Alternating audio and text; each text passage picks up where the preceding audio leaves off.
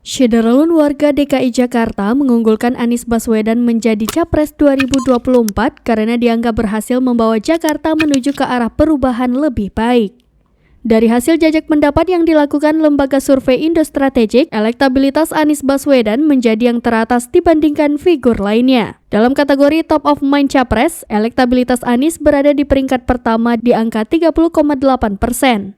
Kemudian, dalam simulasi 10 nama, Anies lagi-lagi unggul di peringkat 1 dengan elektabilitas 42,1%.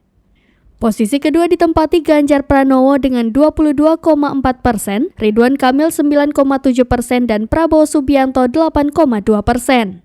Sementara dalam simulasi 3 nama Capres, Anies kembali mendominasi dukungan warga DKI Jakarta di angka 51%, disusul Ganjar 29,2% dan Prabowo 12,5%. Kemudian dalam simulasi 2 nama Capres, bila Anies berduel dengan Ganjar, warga Jakarta lebih memilih Anies dengan 57,3% dibandingkan Gubernur Jawa Tengah 33,9% itu.